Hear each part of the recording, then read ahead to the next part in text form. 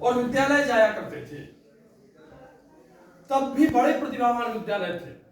उनके शिक्षक जो उन्हें पढ़ाने वाले आचार्य दीदी थे, वे बड़े प्रभावित रहते थे स्वामी जी से।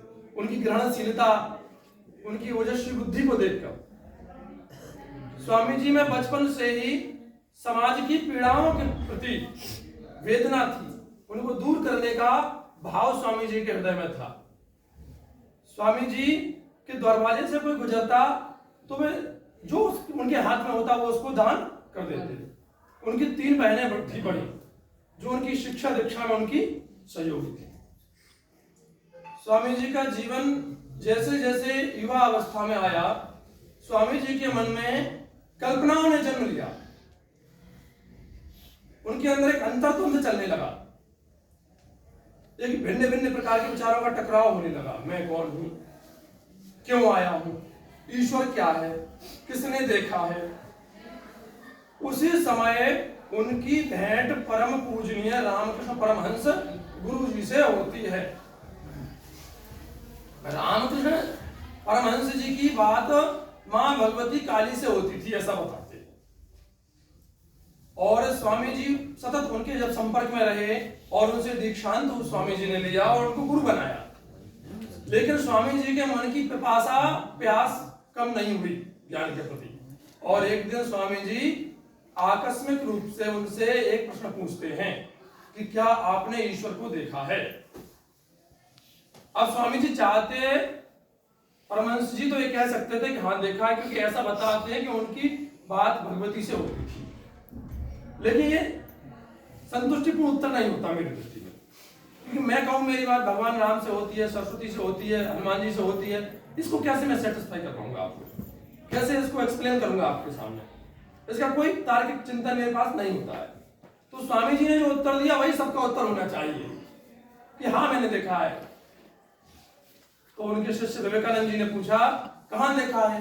उन्होंने कहा तेरे अंदर देखा है, मेरे अंदर देखा है, तुझ में ईश्वर है, मुझ में ईश्वर है। और वर्तमान में मैं कहूं तो बहुत उत्तर हमारे लिए बहुत प्रेरणादायी था, क्योंकि जिस किसी के हृदय में समाज की वेदनाओं को देखकर पीड़ा होती है उसके हृदय में ईश्वर का वास है। हमारे हृदय में यदि किसी धर्मानुकूल आचरण को करने की इच्छा होती है तो हमारे हृदय में ईश्वर का वास है।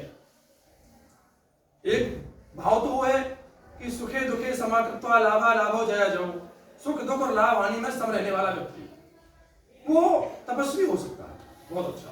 लेकिन दूसरे की प्रतिकूलता को देखकर दुख का अनुभव करने वाला और दूसरे के सुख को देखकर प्रसन्नता का अनुभव करने वाला जो व्यक्ति होता है वो अपने अंदर ईश्वर का दर्शन करता है। ये नहीं कि दूसरे के दुख को देखकर अपन प्रसन्न हो जाए और दूसरे के सुख को देखकर दुखी हो जाए, वो लोभी क्रोधी व्यक्ति हो सकता है। किंतु जो दूसरे के दुख को देखकर दुखी हो जाए वो ईश्वर का दर्शन अपने अंदर करता है। वही स्वामी जी को उनके गुरु जी ने मार्गदर्शन किया। धीरे धीरे स्वामी जी क्रमशः बढ़ते गए और निरंतर एक अनंत की खोज में चलते रहे।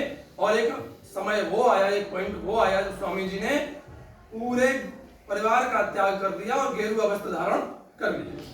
उनके चित्र में भी हम देख रहे होंगे, सबके सामने चित्र है कि स्वामी जी के सर से लेकर पैर तक गेरुआ वस्त्र है। और स्वामी जी एक सन्यासी के रूप में धर्म प्रचार में संलग्न हुए। धर्म प्रचार का मतलब ये नहीं कि वो कोई गीता रामायण है ऐसे किसी ग्रंथ का प्रचार करने लगे। इनके साथ ही वो भारत की संस्कृति, भारत के गौरव, भारत की अस्मिता को बढ़ाने का कार्य करने लगे। देखिए धर्म का प्रचार भी 2 प्रकार का होता है। एक कथावाचक होते हैं जो मंचों से कथाओं का प्रचार प्रसार करते हैं, हमारे ईश्वर की गाथाएं हमको सुनाते हैं। किंतु स्वामी जी ने धर्म के साथ भारत के विचार को फैलाने का काम विश्व में किया। और विश्व में 1893 में एक धर्म सम्मेलन हुआ जो शिकागो स्थान पर तय हुआ अमेरिका। स्वामी जी को उसमें भारत के प्रतिनिधि के रूप में जाने का अवसर प्राप्त हुआ। किंतु विदेशी पाश्चात्य सभ्यता से प्रेरित वह कार्यक्रम था। आज भी जैसे 50% 50% कार्यक्रम होने लगे हैं जो पाश्चात्य सभ्यता से प्रभावित और ओझमय होते हैं। पूरा ओझन पर तेज पाश्चात्य का रहता है, भारत का घटता जा रहा है। वो उस समय भी था और वो होता आया है और होता जाएगा। और स्वामी जी की तरह अगर 2-4 बालक भारत में निकलते रहे तो उसका कोई प्रभाव भारत पर भी नहीं पड़ने वाला है। स्वामी जी को बड़ी मुश्किल से अनुनय विनय करके कि एक बड़े देश के व्यक्ति हैं, भारत भूमि के व्यक्ति हैं, तो 2 मिनट का समय दिया गया और उन्होंने शुरू किया, मेरे प्रिय अमेरिका वासी भाइयों और बहनों। उसे अंग्रेजी में उनको भाषा में उन्होंने अनुवाद किया, डियर सिस्टर एंड ब्रदर, जो उनकी वहां की भाषा थी बोलने की तय हुई थी।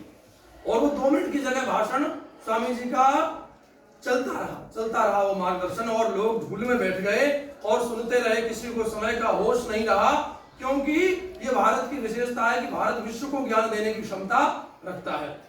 भारत का एक एक बालक राम है और एक एक बालिका क्या है, राधा और सीता है।